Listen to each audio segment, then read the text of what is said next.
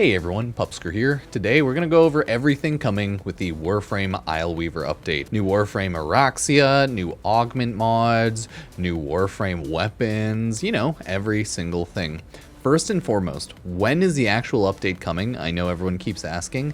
The update is hitting at 11 a.m. ET with the Warframe Operation 8 Clause actual operation for Isleweaver coming 30 minutes later at 11:30 a.m. ET, I believe. They talked about this a couple times, but they brought it up again on the dev short and like double down. Most of their updates come at 11 a.m. ET when it's a mainline update, so makes sense. And with all of that, they're gonna have a launch trailer coming up in the morning. I think they said they're having a premiere that starts at 7 a.m. ET.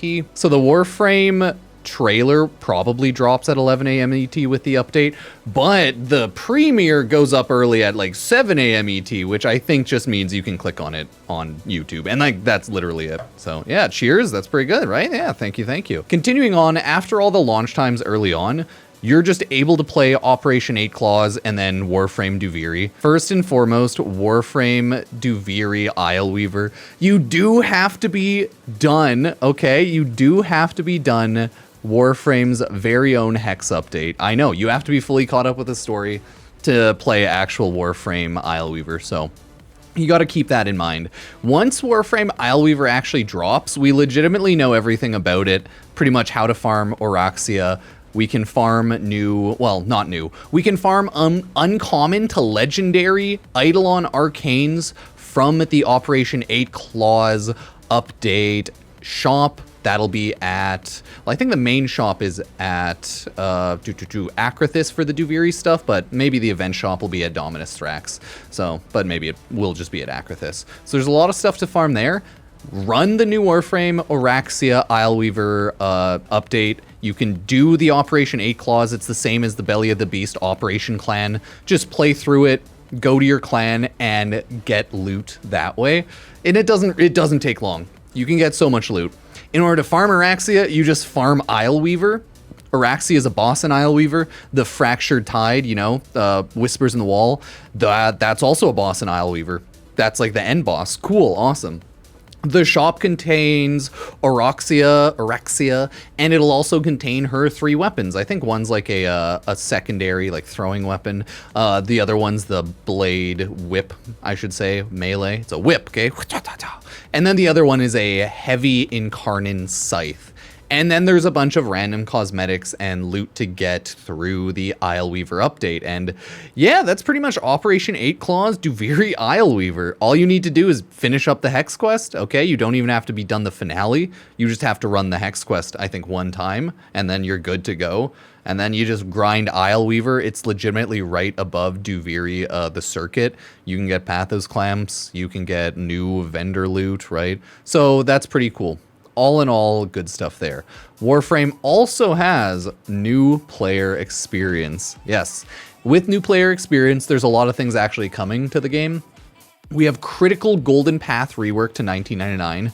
The TLDR is Warframe messed around with all the planets, all the junctions, and made questing and everything make a little bit more sense in order to get all the quests done into Warframe 1999. So yeah, that should be fun. It's, you know, a little more complicated than that, but they just made things a little easier and make more sense, so cool. There's going to be a Vor rework as well as like a hard mode Nightmare Vor. I believe he'll drop some new weapons, some new loot. Nothing huge, but like Warframe always kind of sucks with their bosses. That's never been their strong suit, because you can't really make a good boss when you can do infinite damage, because then your boss just turns into mechanics. So yeah, good or bad, Warframe's never really been good at bossing, but hey, Vor rework, so that's a little bit of a refresh, so that should be fun to run for a little bit.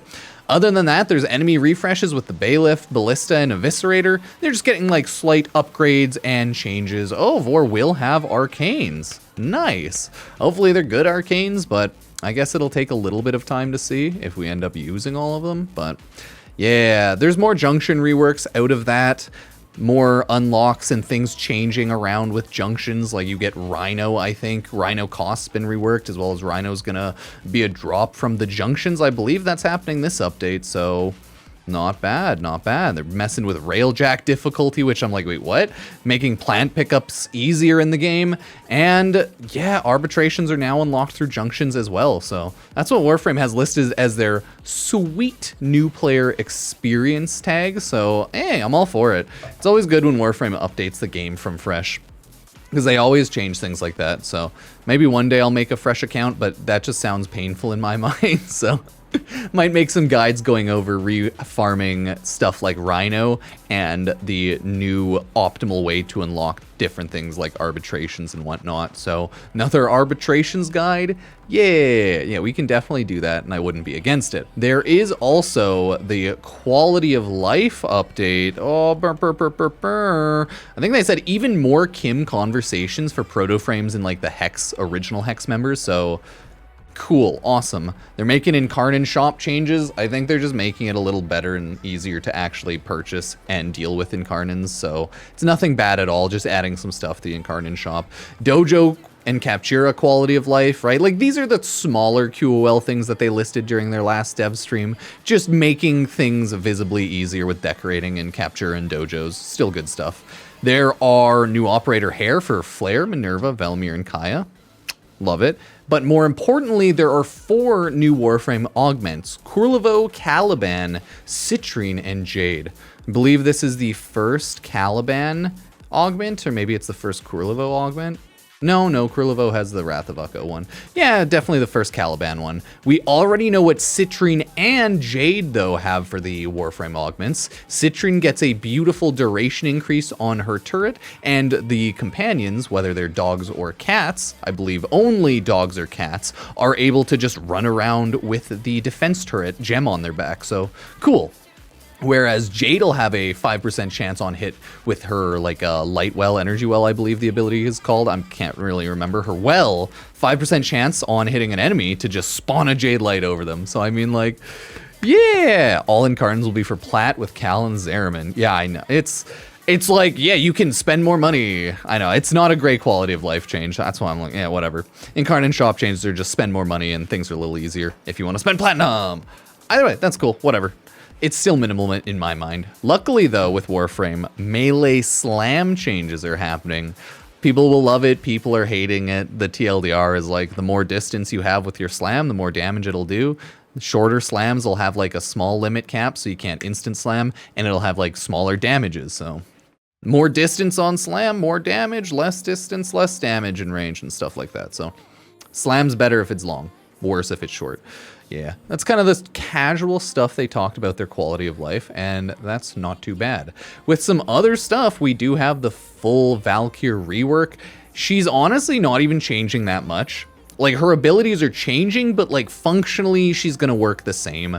She'll have a better passive, a melee damage buff. She'll have an invincibility, like, 5-second gate with her built-in meleeing. Her claws will functionally still be the same, really strong, but I think they're getting a little bit of an upgrade because, come on, Valkyr rework. She'll get, like, tankier, more health, more armor.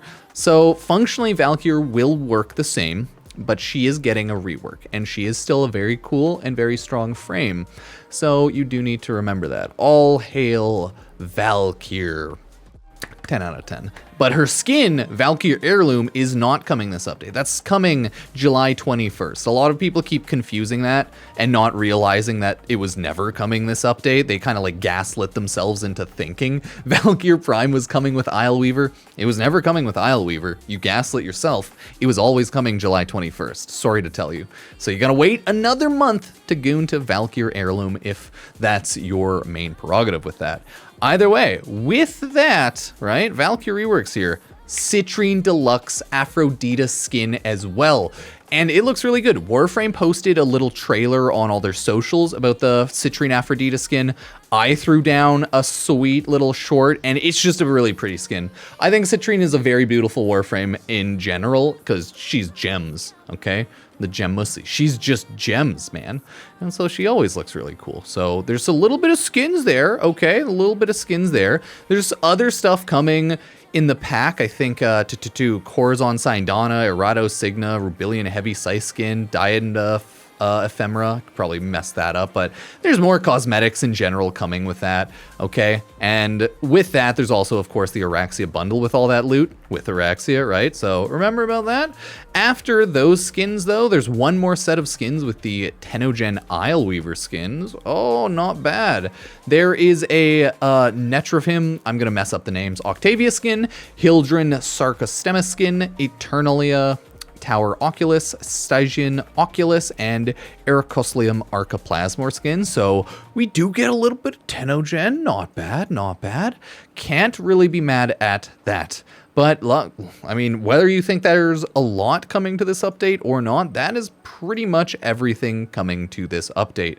With like Operation 8 Claw, Isleweaver, and everything, it's a new area where you are Warframes in Duviri. Think of it similar to just, I mean, it's just like the Duviri experience, but with Warframes.